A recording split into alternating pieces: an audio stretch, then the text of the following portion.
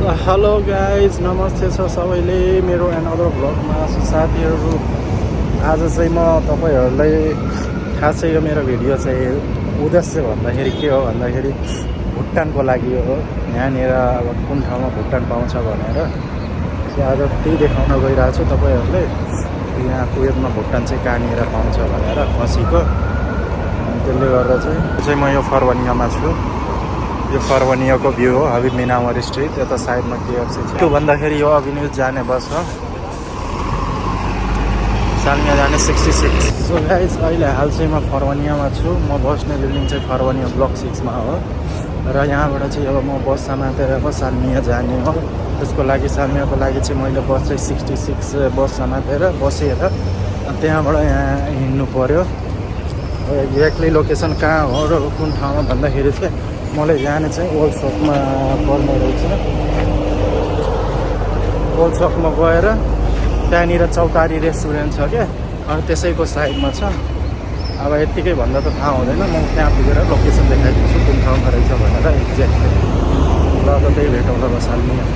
त यो चाहिँ फरवनियाको हाम्रो भ्यू हो, फरवनिया हबिब मिनावर स्ट्रिटको। बिरालो काम चालु हुँदैछ। सो गाइस, फाइनली म चाहिँ अहिले सालमिया ओल्ड सकमा पुगिसकेको छ। अब मेरो त्यो साथीले पर्खेर बसिरहेको छु अब कतिखेर आउँछ भनेर। अनि त्यही आएपछि अनि ठ्याक्क जानुपर्छ हाम्रो main. So hello guys, finally चाहिँ हामी यहाँ सालमिया आइपुगेको छौँ। अब हाम्रो चाहिँ यात्रा चाहिँ भुटानतिर जारी इच्छा भएको छ। यहाँ मेरो साथी पनि यहाँ छ।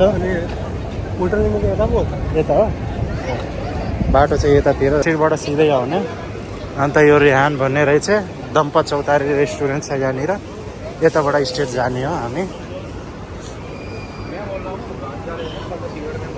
यताबाट स्टेट गएर अन्त चाहिँ हामीले लेफ्ट लिनुपर्छ।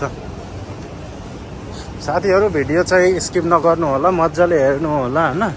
अब चाहिएको छ भने, अब नेपाली हो भने त भुटान त पक्कै खान्छ। नेपालीमा त 100% भुटान खान्छ। कोही कोही मात्रै हुने खसीको मासु नखाने, नत्र प्रायः जस्तो सबैले खान्छ। अब बिहे हाम्रो उता बिहेमा खसी नै काट्ने चलन छ, अन्त खसी नखाएर हुन्छ र। साथीहरू, हामी चाहिँ अब यहाँ आइसकेको छ। यहाँ मसँग यहाँ सँगै काम गर्ने एकजना साथी छ। अब अर्को मासु चाहियो भने उसँग कन्ट्याक्ट छ होइन।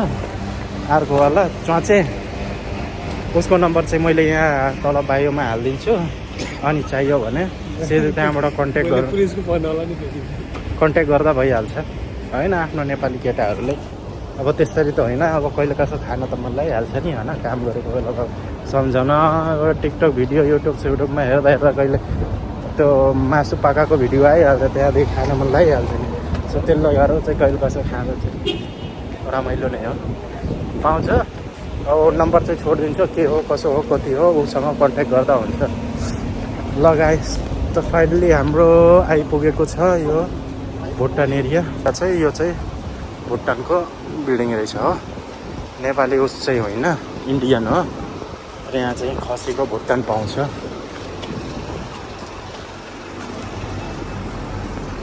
हेर्न सक्नुहुन्छ भित्र अलाउ छ कि छैन।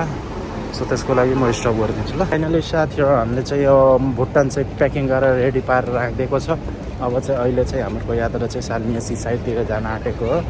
अब 10 बजे खुल्न चाहिँ 10 बजेसम्म खुला हुन्छ। अनि त्यसको लागि त्यही राखिदियो भनेर उसले भनिदिएको छ। उताबाट फेरि फर्केर आउँदा लिएर जाने भनेर 10 बजेसम्म खुल्ला हुन्छ। अब उताबाट घुमेर हल्का टुर हानेर आएर फेरि लिएर जाने हो। सो अहिले हाम्रो यात्रा जारी छ। अब जाने चाहिँ हामी मेरिना सी साइड बिचतिर हो। अहिले चाहिँ ओल्ड सकमा शुक्रबारतिर आउनुपर्छ हो। ओल्ड सकमा खतरा त्यो दसैँ तिहार लगाएको जस्तै हुन्छ यहाँ भिड है। ल त गाइस, अहिले महल यस्तो ठन्डा परिसकेछ।